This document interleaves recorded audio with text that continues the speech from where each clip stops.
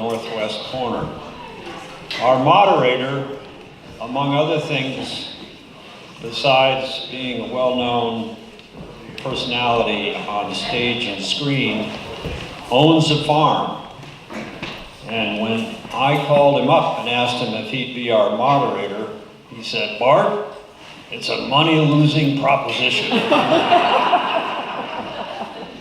A little-known fact about Sam is that he was one of the founding members of the Cornwall Conservation Trust. And so it's with great pleasure that I'll turn this mic over to Sam Waterston to moderate resources for farming in Cornwall and the northwest corner.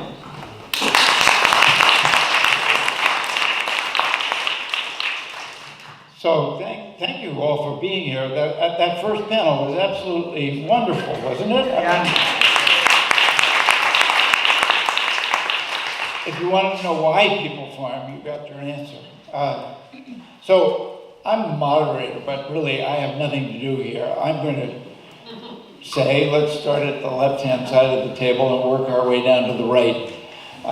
Everybody knows what they have to offer, and I'm going to allow them to introduce themselves. I have a list of questions printed out on a piece of paper. Should they stray too far from their assigned subjects, I'll intervene. Otherwise, it's all up to them. Dan Horan is first. Hi. I guess maybe 5 minutes. I think you should take as much time as you need. Good morning. So my name is Dan Horan. I guess I know most of you. I run a business called 5 Acre Farms. I also am a brother, partner, family member of Waldingfield Farm, which is down in Washington. So that's an organic vegetable business that we started 30 years ago. I'm currently running, for the last 9 years, 5 Acre Farms. What we do is we bring local food into mainstream markets. And the principal missions of the business are to keep farmers farming and to have more local food consumed by more people. It's a fairly ambitious, mission-driven business. We sell milk, eggs, yogurt, kefir, buttermilk. We're in about 700 supermarkets and cafes in the Northeast. I work with about 30 farms, also in the Northeast, including Pennsylvania. And the principal challenge that we're seeing is that, number one, in terms of keeping farmers farming, why are farms disappearing, and how do we address that? And number two, how do we make food more accessible, and by that, slightly less expensive, because in turn you'll then drive more volume, which in turn will encourage more farming.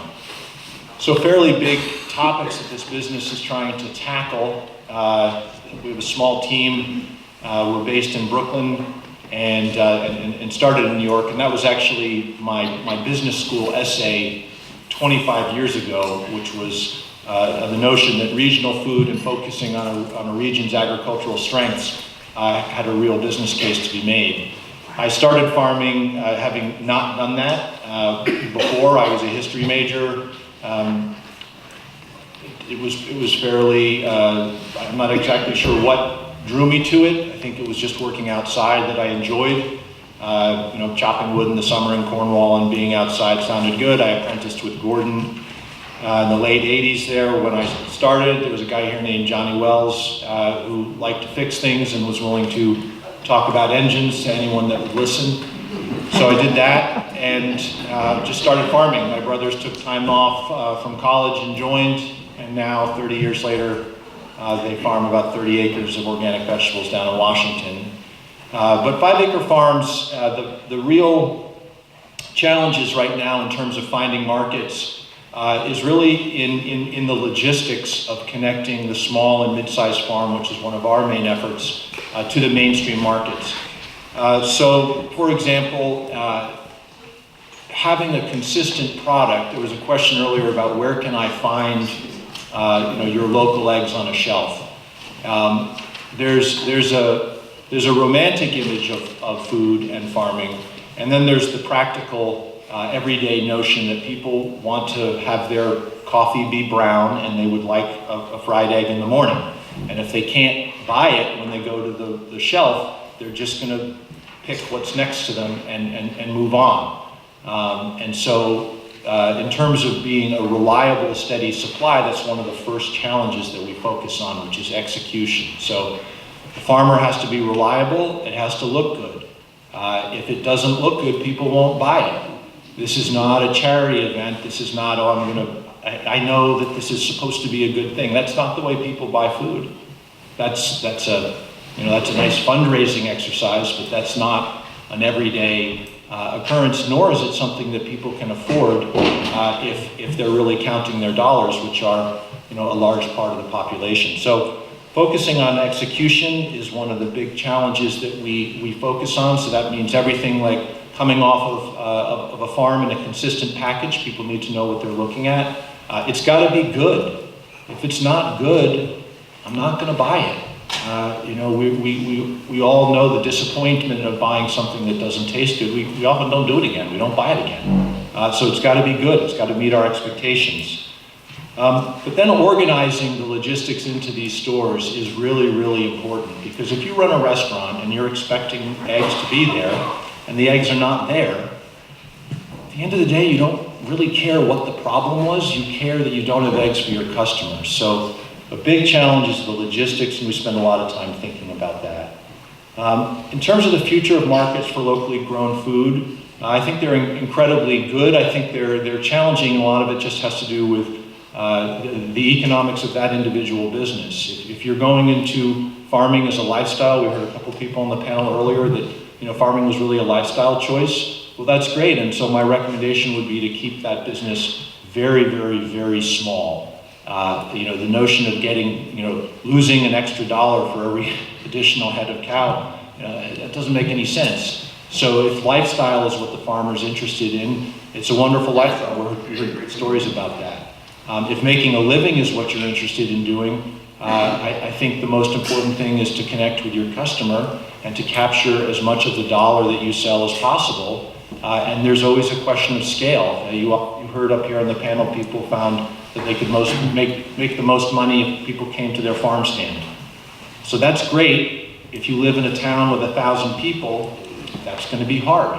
So you may have to travel with your food, and if you travel with your food, you're introducing expenses. So we spend a lot of time thinking about our farms that we work with and keeping them farming. So one of our missions, keeping farming, is what are the underlying economics of that business? And what scale do they need to be at to make a living? What scale do they need to be at to keep their barns painted and get new animals and get new equipment? And so in terms of locally grown, I think the advantage that people have in the Northeast is that there's so many people here. I mean, there's 25 million people a couple hours south of here that are interested in food. They want to connect with where their food is coming from. So I think that there's a great opportunity there. It's going to require cooperation, because as also as noted on the panel earlier, that some people just want to be out in the field and they could use help marketing, and that's true. So if you need help marketing, you're also going to need help with trucking, and you're also going to need help with selling. And so I think the future there is the linking and coordination of those different pieces in the business. What changes need to be made in the zoning laws to encourage farm markets? I think there's a lot of talk about that. The fellow from Husi, I think, brought it up, though, which I would put more important, which is the viability of farming as a career has to be proven out. And in some instances, the zoning is certainly working against you. I mean, I understand you can't put manure on the road, and that's a little bit of a hassle, and no one wants a tractor driving on Sunday, and that may not be practical. But I don't necessarily see the zoning laws the real impediment. I think it's showing that you can make a living and that you can have the lifestyle you want, I think, is evidenced by everyone in this room. There are all sorts of towns, particularly in the Northeast, particularly close to crowded populations, that are willing to somehow subsidize either land, equipment, or markets in order for someone to pursue that. In some instances, the zoning laws are, working against you, but probably that's not the principal problem. So I don't necessarily think that the changes, that's not where I would start. I would start on the interest level of the business, the thinking of what are the underlying metrics of that business, and if you have that vision, I would go for it. It doesn't mean it's going to work, but I would think very carefully about what you enjoy doing and then the type of life you'd like to be living. So what we try to do to conclude at 5 Acre Farms is we try to find people that are really trying to make a living at farming, and then we try to connect them with the end consumer. There's a final note, and Bart, you can pass those around. One of the things that we do on our jugs of milk, and we sell about 10,000 jugs a week of milk now, maybe more, I guess maybe 20,000 jugs of milk a week, is we put the name of the farm on the container. So it's not if you get that jug of milk, it's not sometimes from that farm, it's specifically from that farm. And I think that all the local farms here, and I think towns like Cornwall, have the opportunity to specifically identify their source in a transparent way, and I think that's going to create a viable business opportunity for them. So I'll stop there and pass it along. Great.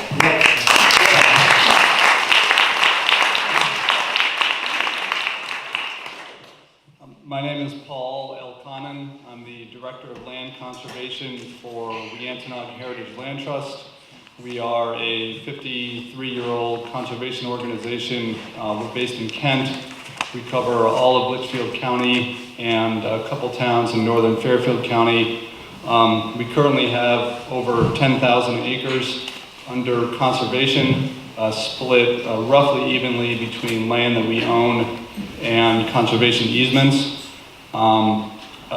Particular to today is that we own 11 agricultural properties. Some of them you could call them farms. Some of them are just hay fields as part of another aggregation of land. And we have 17 farms under conservation easement. And an easement is where the private landowner still owns the land, but we hold certain rights and keep those rights in perpetuity, and the farm is protected that way, or the land is protected that way from development. So our primary mission is land protection, education, and land stewardship. And as we are not farmers, we don't pretend to be farmers, and I know relatively little about actual farming practices. But what we do well is make that land available to farmers on a lease basis. What makes working with a land trust different than working with a private landowner is that we're a very public entity. We're a public nonprofit. We like to think that we have a pretty high profile, though I'm sure many of you in the room may not have even heard of us, which is also a challenge of a nonprofit, is getting the word out and raising money to pay salaries. But as a nonprofit, we have a public reputation. We also have assets so that if things go south, somebody can very easily take us to court, or our name can wind up in the in the newspaper in a very favorable way or in a not so favorable way. So as a nonprofit, we look to have relatively formal leases with farmers. We have a board of directors, so whenever you work with a nonprofit, the land is there, but it can be a little bit of a process to work with an NGO to make sure that our mission is also being met in addition to what the farmer is looking for out of the land. So in some instances there would be a rare species of bird on a field, and so we would talk about pushing haying a little bit later or making sure it's really early. And we recognize that birds and hay crops are not necessarily compatible when you're trying to make money off of the hay. So we have a dual mission of supporting farms, but also supporting habitat. And as we work out leases, we have to incorporate things like that. One of the questions on my sheet is what kinds of buildings do we own on our properties, and what's the arrangement for repair and maintenance? So we have one large working farm in New Milford. It was a former dairy farm and tobacco farm. It's Smirsky Farm. It's in the Mariel district of New Milford. And we have several large barns on the land. The entire farm is leased to two different farmers. Bill Stewart from Stewart Family Farms down in Bridgewater is grass-fed beef, and Nick Pruder from Mayapple Hill Farm. He runs sheep and has a variety, and they cut hay as well. So I'll just read a couple sentences from our very long and boring lease, just to give you an idea of the arrangements around the buildings. So as you would imagine, the farmers are responsible for the utilities. We make sure that the meters are in their names, and all the electric bills and things like that go to them. So the lessees are responsible for utilities, water, fuel, oil, electricity, gas, cable, etc. They have to furnish all of their stock, machinery, other equipment necessary for their operations. As the lessor, as the landowner, we deal with the big stuff. So we maintain the roofs, foundations, exterior walls, things like that. Lessee's contributions, so it's the ordinary repairs and maintenance of the buildings and the property. So essentially, we want to maintain the superstructure and make sure that the farmer has access to the building, that the roof doesn't have holes in it, that the building is not going to fall down. If it needs to be painted every X number of years, that's the cost that we incur. But if the farmer wants to change some light fixtures or install some equipment in the barn, that equipment then becomes the responsibility of the farmer. And we also have a line in here about installation of a new well. So if there's a farmer who needs to put in a new well, generally the farmer will invest in that. Our leases are typically a 5-year lease with at least one 5-year renewal period. That way there's enough time so that investment becomes worthwhile. In general, I don't think that we have asked farmers to leave properties. Farmers have left our lands sort of voluntarily, but as a public entity, we have to think about how that land looks, how that land is used, and also there is an expectation of the farmer to be professional in their relationship with us, both obviously behind closed doors, but also in a public face and also in the media as well. So another question on here is, do we provide housing for any of our farmers? We do not have any houses to make available for farming. If we did, we would certainly do our best to make that housing available. We recognize that, especially for new farmers, the land is great, but they need a place to live, and it's very hard and difficult and expensive in this part of the state to find a farm that has a habitable residence. We do know of a farm for sale in New Milford that has a quote-unquote habitable residence on it, but those are sort of few and far between, and we wish that we could find some kind of housing and make it available for farmers. But in general, it's an incredibly rewarding part of being a conservation organization to take that working farmland and then still make it available to farmers at little or no cost.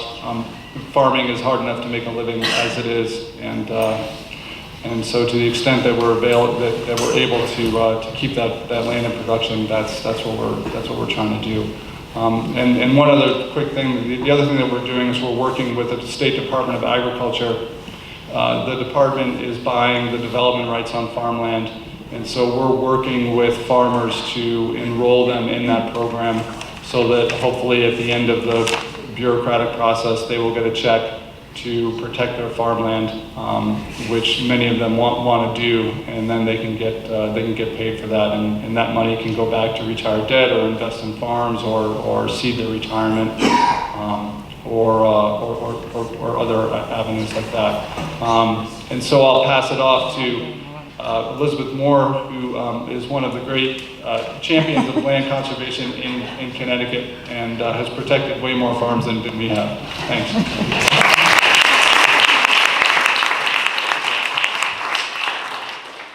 Paul says that because his parents are my neighbors in New Haven, and I always let him know when they're hanging out their laundry to dry when I'm walking my dog.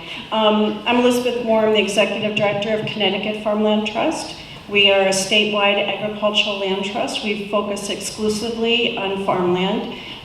Many land trusts focus on a variety of different types of resources, and we focus exclusively on farmland.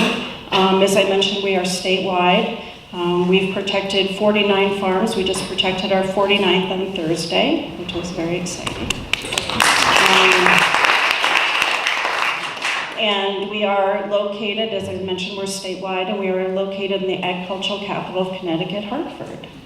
So we're a stone's throw from the Department of Agriculture, with whom we do a lot of projects. As Paul mentioned, we are also now under contract with the state to be doing, be providing staffing to the state. As you probably know, we have a budget crisis here in Connecticut, and there is a staffing freeze. So the state of Connecticut has not allowed the Department of Agriculture to replace key positions. So we're providing staffing, as is Wiantnog, to keep the farmland preservation program going. What's very interesting is that while there is no staff to actually protect farms, there's a lot of money.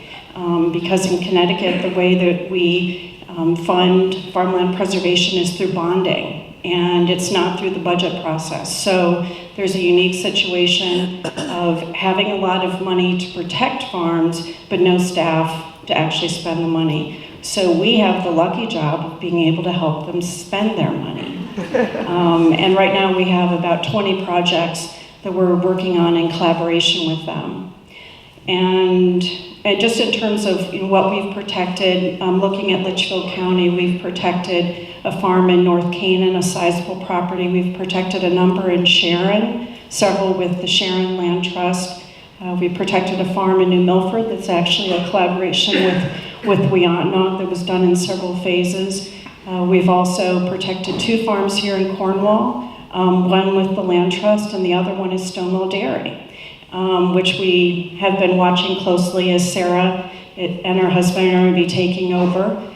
And that's thrilling that that's actually going to finally close. A lot of the work that we do is filling a niche in protecting smaller properties that might not be protected through other programs.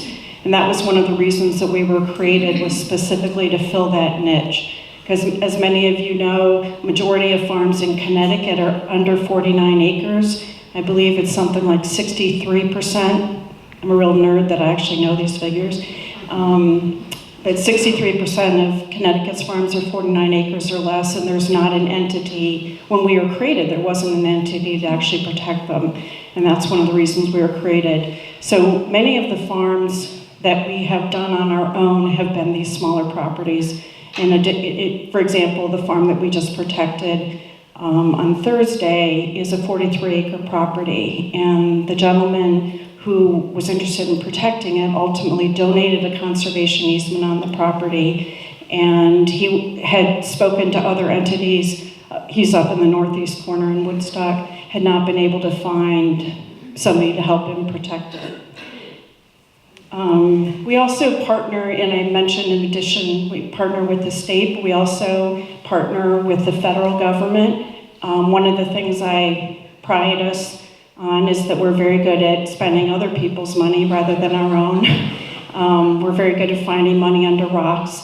So we get grants as much as we can through the federal government. We also work with towns, and we also work a lot with local land trusts.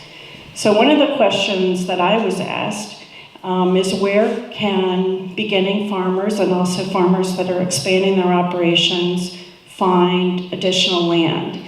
And couple opportunities. A number of towns own land, and I don't know, Sarah, if you're going to be taking over the lease on the you are going to be taking over the lease.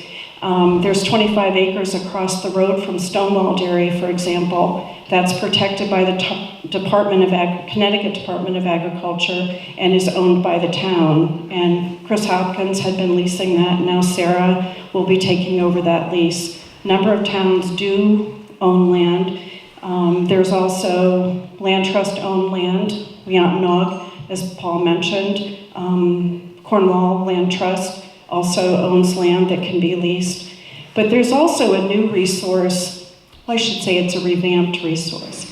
It's come into the modern age and is actually on the internet now. It's something called FarmLink, which I refer to as Match.com for farmers and land. So it matches farmers who are looking for land to either buy or lease with people who are looking to sell or lease their property. And there are definitely more seekers than there are people listing their property, but there are more and more people who are listing their property.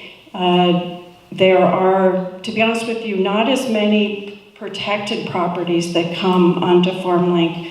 Those tend to be word of mouth and either get sold to neighbors or transfer internally within a family or to somebody who works on the farm. But FarmLink is a great opportunity, and again, it's been revamped and is now up to date and on the internet. You don't have to send in your applications on paper, which is a big advancement. And I brought a handout at the back, which is about Connecticut FarmLink and how you can get on and what the different resources are. And before I forget, there's also, for anyone who's interested in protecting their farm, there's a wonderful booklet back there called Conservation Options for Connecticut Farmland. And it's written for landowners, land trusts, and municipalities who are interested in looking to protect their property. And one thing I should mention also, and I don't think I did, is that we actually don't own any land.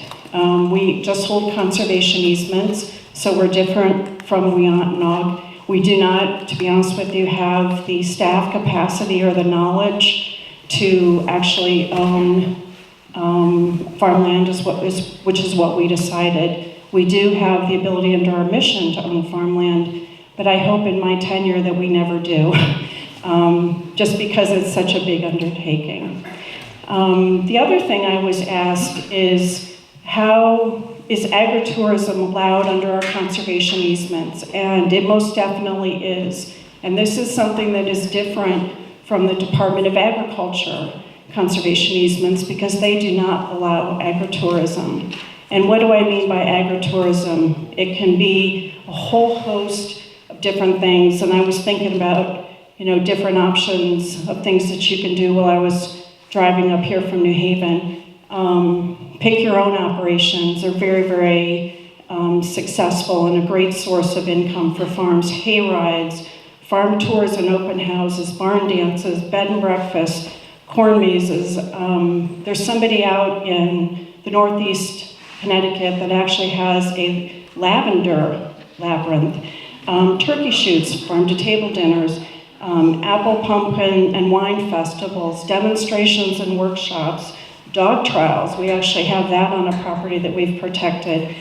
Sheep and wool festivals, interestingly enough, children's birthday parties, and also weddings. farms have become quite a destination for weddings, and also camping, which in your neck of the woods would be a strong desire, I would think, because of the Appalachian Trail.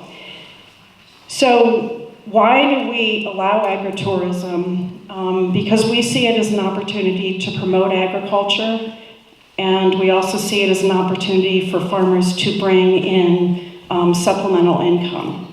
And our easement is purposely written to be flexible, to allow a wide variety of businesses, because there are certainly things that we wouldn't be able to, come up with. For example, dog trials, it's not something I would have thought of. So it's purposely meant to be open and flexible so that farmers can have a variety of different options. And again, we feel it's very important to be able to bring in supplemental income, and why we think it's not an issue, which is different from the Department of Agriculture, is that these are low or no impact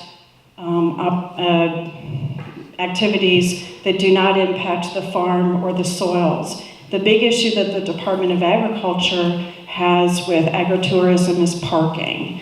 So if anybody is interested in protecting their property through the Department of Agriculture, you should work with us, and we can talk with you about how to make that happen. And basically, you just have to cut out an area to make sure you have adequate parking. I see somebody's nodding their head.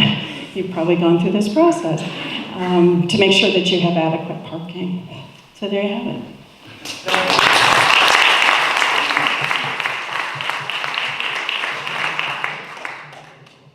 Hi, I'm Wendy Kennedy. What I do is I do bookkeeping and tax returns for farmers and advise. And I started out as a dairy farmer's daughter, and I've been married to a dairy farmer. My son, who was here looking for something, you can see he's been working on the farm. So he ran through.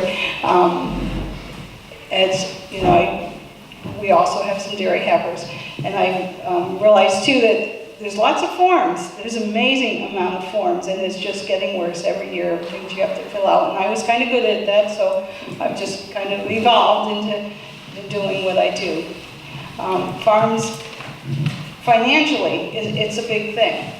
And it is a true lifestyle that people live. The soil, the animals, it gets under their skin, and it's a 24/7 thing they do every day. But there is paperwork, you have to pay your bills, you have to be able to receive a loan or apply for a loan even, because money is not really, the cash flow is very hard on a farm. And I think young farmers forget about money as, oh, we're going to be farmers. We need to think about how we're going to do this. And it has to be a business if you're going to be a business.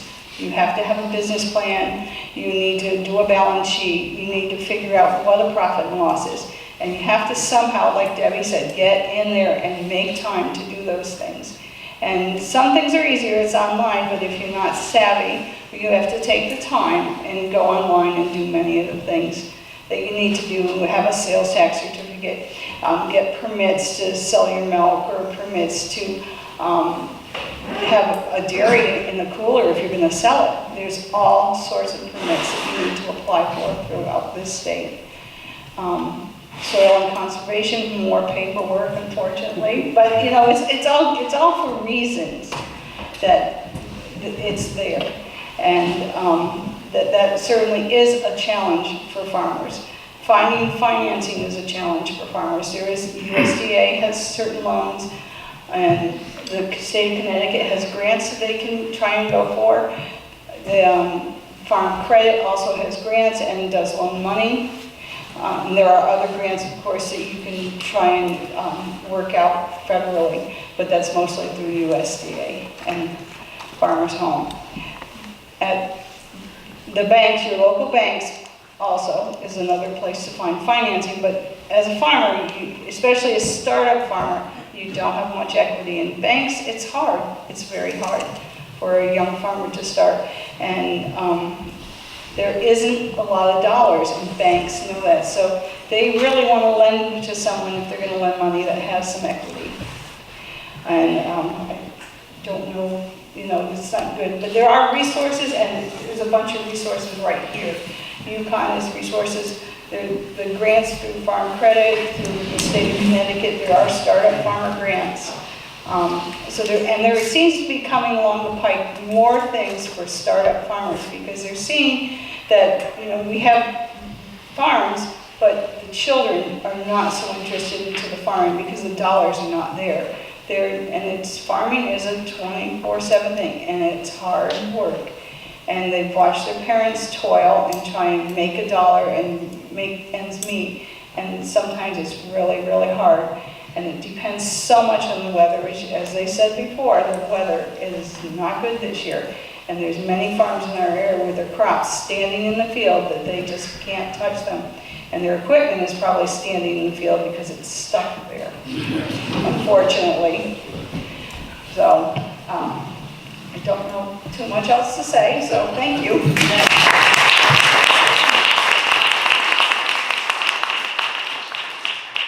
morning, everyone. My name is Chelsea Hahn. I work for UConn Extension. Thank you for still being here. It's been a lot of talking, so you've been really great listeners. So I actually have two roles with UConn. I am one of the coordinators of the Solid Ground Farmer Training Program, which is a grant-funded program. We last winter offered 30 different trainings all over the state for free, and they are 3 hours long. So they're really great trainings, from cover cropping to business planning to pesticide use and safety. There's a whole bunch of other ones, and they're really fun trainings. They're often led by farmers, but often led by UConn Extension staff as well. So we have a website. In the back, I have this yellow paper. It has a couple of upcoming trainings, and it has the website information. So we have an agricultural engineering on small farms for post-harvest handling. Some of the trainings have long titles. That's coming up this week, actually, and we also have a pesticide safety class coming up with Mary Conklin from UConn Extension. This past winter, I attended her training, and she had me dress in full PPE equipment, so that was a lot of fun.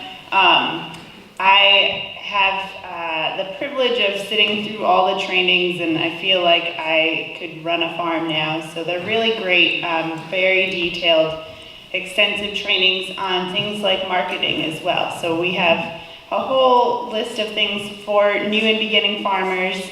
We often have master gardeners, and anyone is welcome. We welcome anyone who's interested, but it's definitely geared towards new farmers. And my other role with UConn is the Heart Connecticut Grown program, so I help coordinate and get these posters out. So if you're a farmer, I have a whole bunch of these in the back. They're really nice, and I just need you to sign up with your farm name so we can keep track of who has them. But we really want everyone to have them. I've been going to farmers markets all summer, all over the state to get these out, and I have a whole bunch here with me today, and I'd love to not take any home. My car has 3 boxes, so we have plenty of those. Let me see if I covered both of my questions here.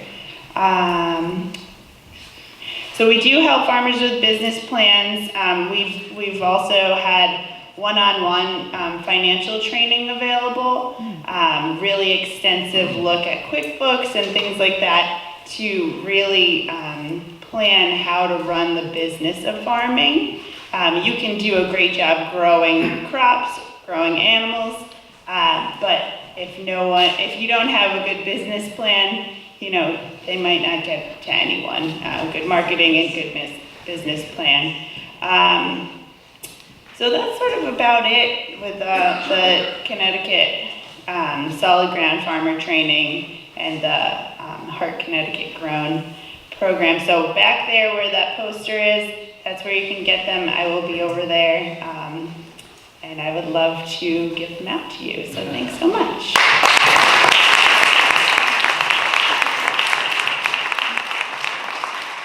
thank you all very much. Thank you for taking the trouble to be here. It's been a really interesting beginning of a conversation. We're going to have questions. But before we do, I just want to say, many of you here are here as interested people in the preservation of the land here, and as potential customers of the farms. And what Dan said about when people go shopping, they want to recognize the package, and it needs to be convenient, and it needs to be there in the form and the shape that they expect, and all of those things. That's all true. Small farms can't always meet all those standards in an easy way. So there is something that a consumer can do, which is to be willing to go out of their way a little bit to accept the fact that this is not a mass-produced product, and to be aggressive as customers. Because if you want this town and this area to have farms, there's something you can do about it. You can go out of your way a little bit to help. So now, questions. Maybe Elizabeth, how do you talked about easements, what about aging barn structures? How do you handle the older barns that we're dealing with? Sure. There used to be a program, unfortunately it's the term used to be, through the Connecticut Trust for Historic Preservation, and they gave grants to private individuals, land trusts, and towns to protect agricultural structures.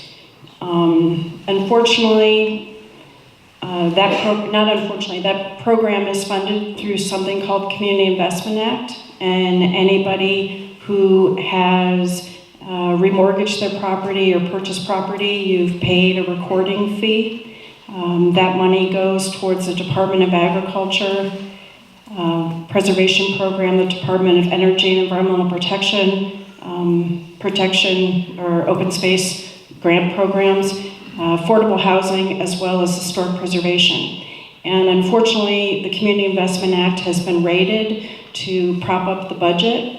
It's not a political statement, it's just the truth, unfortunately.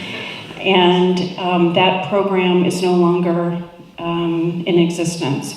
So what I would do, if I were you interested in protecting historic structures or older barns, is contact the Connecticut Trust for Historic Preservation, because they may have resources available. They do have something called a circuit rider that goes around and can tell you about historic structure, the historic attributes of the property. But in terms of actually funding that's available to help protect the farm, to protect the agricultural structures, I'm not aware of any of that. Yeah.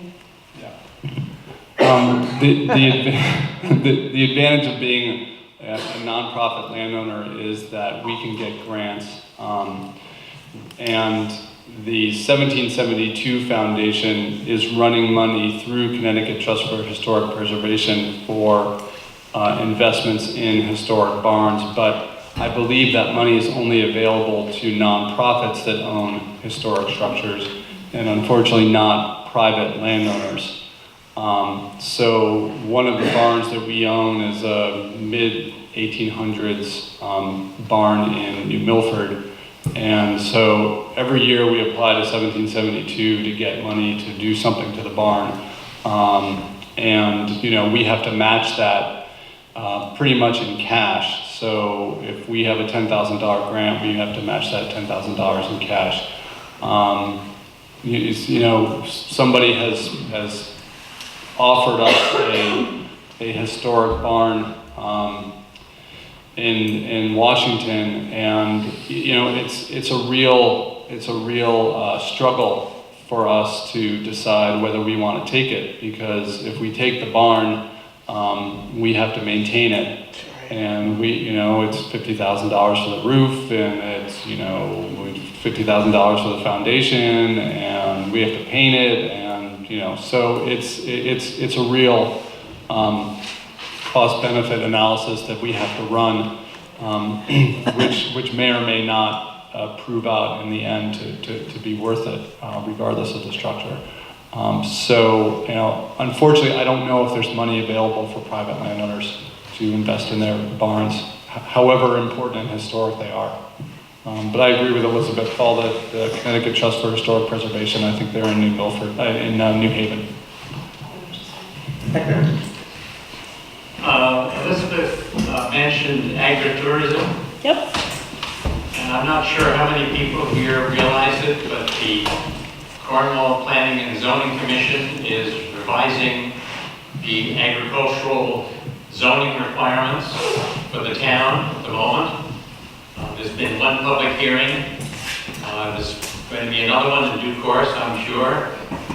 And the effort is to expand the definition of agriculture and agricultural activities to allow agritourism, many of the things that you mentioned. So I would like the panel to talk a little bit more.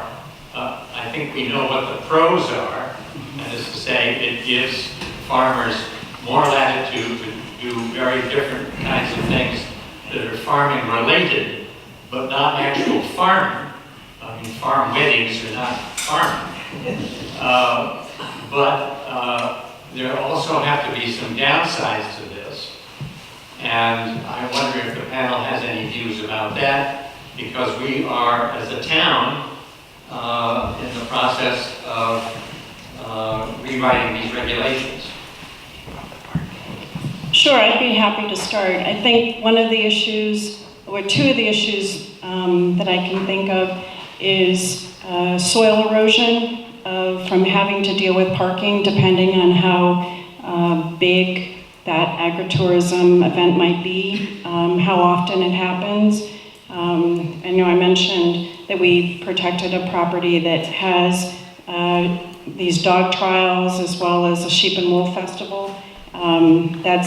That only happens once a year, so the impact on the soil is very limited. However, if you had an operation that had much more extensive traffic, that there would be an issue for soil erosion, and that would be a big concern if it was on prime, statewide, and locally important soils. That's, I think, something that's very critical. The other thing is that we want to make sure that this is supplemental income and it does not end up being the dominant use of the property, because we are not protecting wedding venues, we're not protecting sheepdog trial venues. So this is considered supplemental income, and the easement is purposely written that way. Supplemental is actually not defined. Lawyers like it when it's a little bit more loose, but that is harder to enforce.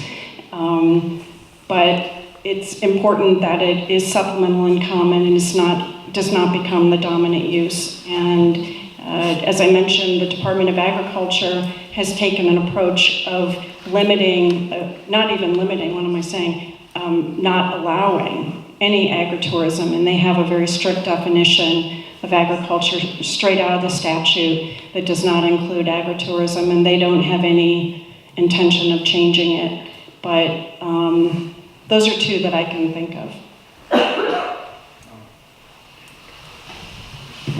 I just think with agritourism, you need to be conscious of being a victim of your own success. And if you have a very successful agritourism destination or event, looking at it from the town perspective, parking, traffic, things like that.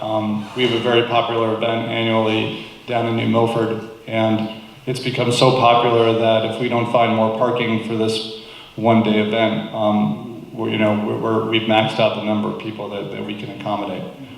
So that, I think that may be, from the town perspective, maybe the most important aspect is making sure that you plan for success and plan for popularity.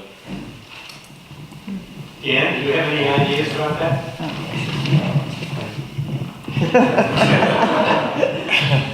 Yeah, I don't know how popular they are.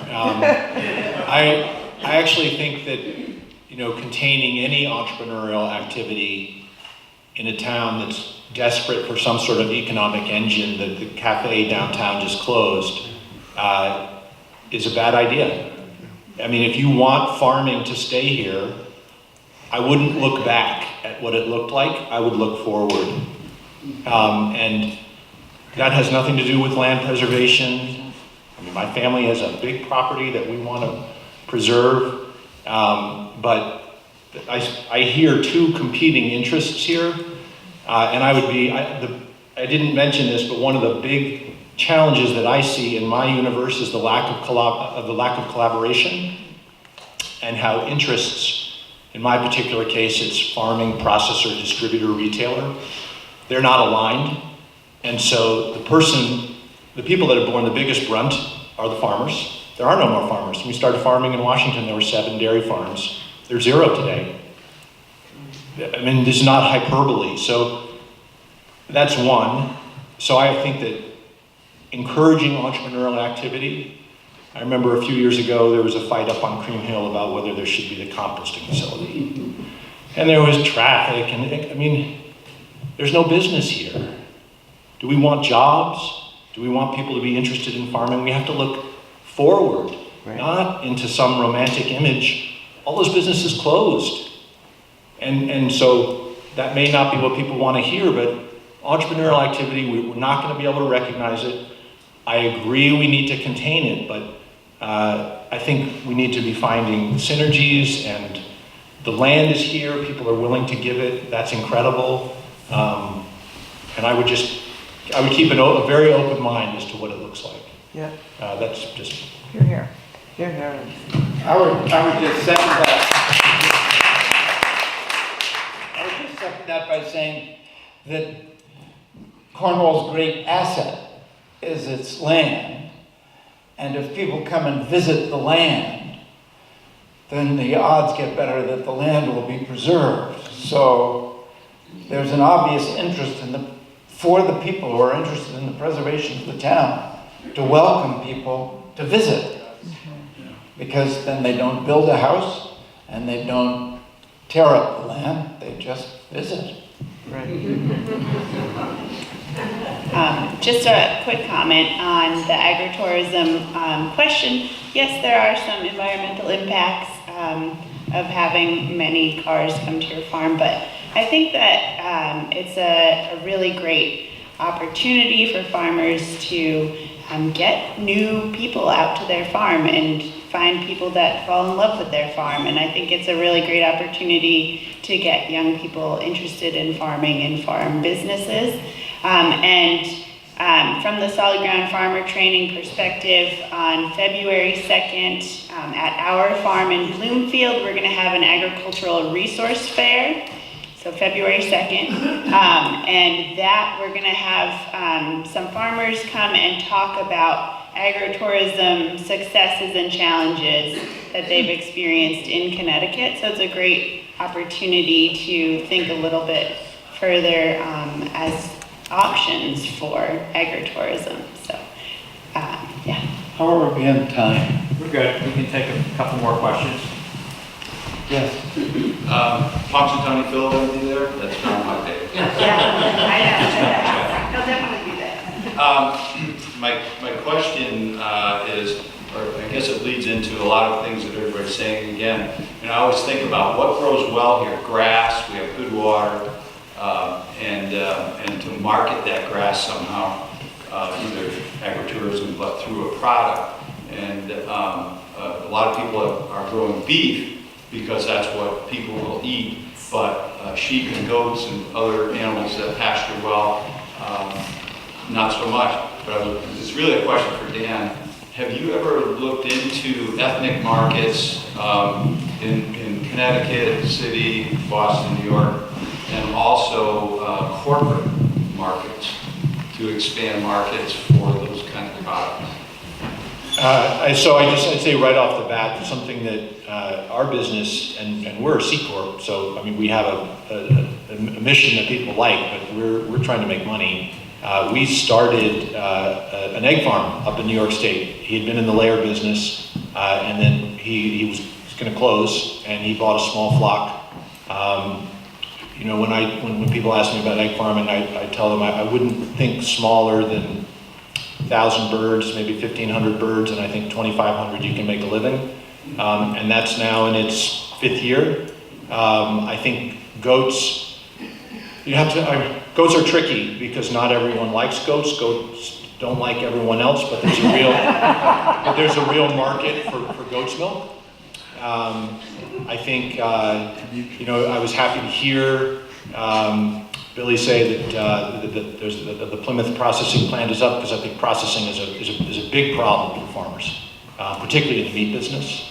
But I think that there are enough people close to here, between New York, New Haven, Boston, and direction south, that there are lots of opportunities. I think animals, there is a lack of infrastructure. You know, when we buy a tractor down at the farm in Washington, often we have to go to New York State because there are no more tractor dealers. There's no one knows how to fix anything anymore because they're not on the farm next door. And that's an overstatement, but it's kind of true. So I think whatever you go into, I would make sure that there's a little bit of an infrastructure and expertise. And I do think that in the last, I'd say, certainly 20 years, 25 years, and I think in the next 25 to 50 years, we're in the process of seeing a real cheese industry evolve in the Northeast, where there will be probably 15 to 20 cheeses that are significantly known around the world. I mean, there are going to be hundreds that come and go, but I would say that this region is in the middle of a very interesting time for cheese. These operations also don't have to be big. There's a big lifestyle component, and then there's a profitability component. There's a supplemental income component, and those can all be woven together. But I think that the markets are there. Technology is not, I wouldn't say, a magic bullet for farming, because there's still a transportation piece. You can't wire food over the web, but you can connect people and you can provide information, and there's all sorts of ways that can be. So anyway, I think the markets are there. I think the people are there, and but you do have to seek them, and the logistics are, as I mentioned in the very beginning, a real challenge, and there needs to be a lot of coordination on that. But yeah, I think there are real possibilities. And you? Yeah, I think Paul referred to this. There's sometimes a conflict between sort of conservation and agriculture, the two uses, bringing them together, seeing agricultural land as conservation land. And, to be a successful farm, you have to maintain the land, you have to build the soil, you have to control weeds, etc. I'd like to hear a little bit more about this idea, because a lot of the land that the Conservation Trust manages, or the farmland that's under its auspices, is really, to bring it back into real agricultural production would take a lot of intervention in terms of sowing, getting the alfalfa back in there, controlling the weeds, dealing with pests and so on and so forth. So how do you sort of navigate this potential conflict between the conservation use of land and the agricultural use of land? That's a good question. It's a lot of it is property specific and sort of historic as well. So I've been with Weantenog for 5 years, and I've inherited a lot of the farmers who are still on our lands. So in that instance, we're sort of going with the flow with what the farmer has been doing and tweaking it along the edges. When we have a property that turns over, that's when we're able to reassess and take a look at what the practices are. So for instance, down in New Milford, we would like to install more fencing to improve the forage, but also to have some rotational grazing in there. The problem is, as you know, that fencing is expensive to install. And if you get a grant from USDA, it's, they pay you less than $2 a linear foot, and it takes $6 to $12 a linear foot to install. So even with even with yourself, with the farmer putting in the fencing, you're going to lose money on that. In another case, we had a piece of property that was in corn, and we are really leery of corn because of all the inputs that it takes to have a healthy corn crop. So we are encouraging our farmers to move away from corn for that environmental impact. And I think it's very hard to grow corn successfully in an organic or semi-organic way. So that's a little bit of where that conflict comes in. We also try and assess. There's the bobolink, which probably many of you have heard of, which is this little bird that flies all the way down to southern South America, and likes hay meadows that are over 10 acres in size, generally on hilltops. So if we have a particular hay meadow and we have one of those that we know we have that population, we're going to manage that for that bird because it's an important objective of ours. But we recognize that you're not going to get great hay off of that field, so we're not charging the farmer anything. Or we're trying to encourage in the right year to have the farmer get in early, really early, to get that first hay cutting, and then let it, and then get the second cutting, towards the end of July, which we recognize is not ideal from a farming perspective. So these are the kinds of things that we're trying to balance, and we're doing it on a property by property and case by case basis. Yes. Perhaps this is a question for Dan as well, but I think one of the purposes of this meeting was to see how we could make a living, and I don't think agritourism is part of that. A few other issues, and perhaps they all have to do with zoning, I'm not quite sure, but carving off a little piece for housing. Housing is so hard for people to get around here, as well as, is there anything in Cornwall zoning reconsidering the uses of farms to perhaps be a cheese factory or a brewery, or is that going to be a difficult road? So, I can adjust that in some of the seconds of thought. There's a planning and zoning. Yeah, go. I work for the town of Cornwall. I'm the zoning enforcement officer, so I understand CP and I understand soils. I also work for the Northwest Conservation District.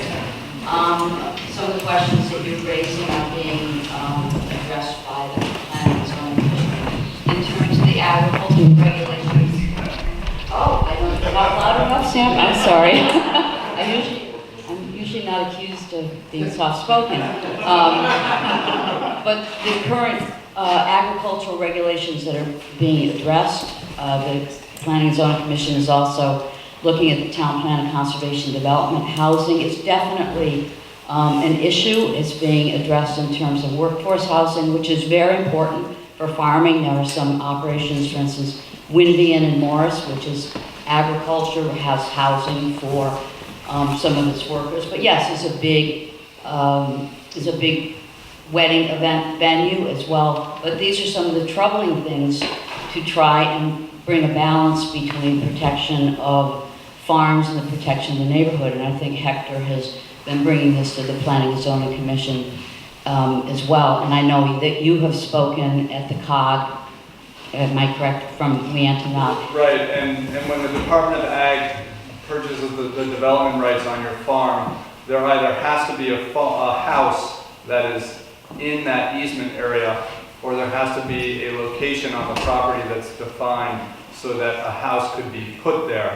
The goal of the department's program is for these easements and these farms to be protected as standalone farms, so that somebody, if they wanted to and was able to, they could put a house along with that farm.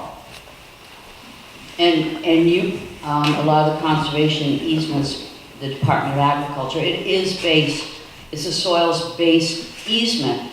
And as we protect wetland soils, we also need to protect prime farmland soils. And in the town of Washington, I'm related to the Whiteheads. That's a farm that is, I think, still in operation. But oftentimes, the fact that your best prime farmland soils are the easiest places to build homes has caused certain issues in Western Connecticut for the loss of prime farmland, which is the best farm, the best soil for anybody to grow on, whether they be young, old, or indifferent. And so some of those things in terms of zoning, when we're looking at towns that are looking at soils-based zoning in order to protect some of your soils and to put your housing in areas that you're going to have the best housing options for septic and whatever, while not losing prime farmland soils, which is going to be one of the saving graces of having in a changing, adapting climate, is to have food sources, healthy food sources, clean water on a local basis, that we're not going to be so dependent on other things, including oil and petroleum products that we have to import. So I think that with planning and zoning, I think the commission and the town, because we have some very active people on planning and zoning that are trying to find a real balance to look at how to make farming survive and to have agritourism that is going to bring people into Cornwall. I live in New Hartford, so I come to Cornwall and I'm very thrilled with what I see going on in Cornwall. And because it is a different kind of environment, but it's a tough balance to find in a lot of communities, and I think everybody is struggling with it. So thank you for listening. I apologize for taking some time.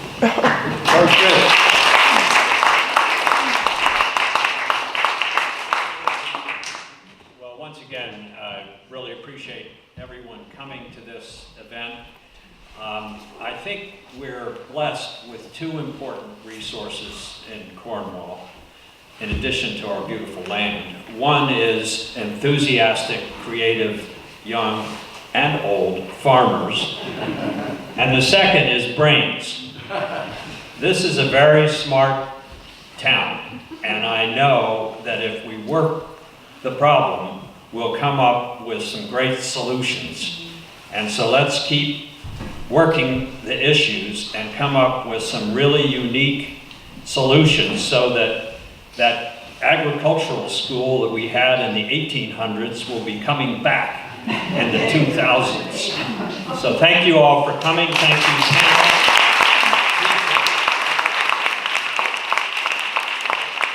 Don't forget our annual meeting at 4 o'clock and an opportunity to sing songs with Still the Homegrown Band. One more thing, sorry.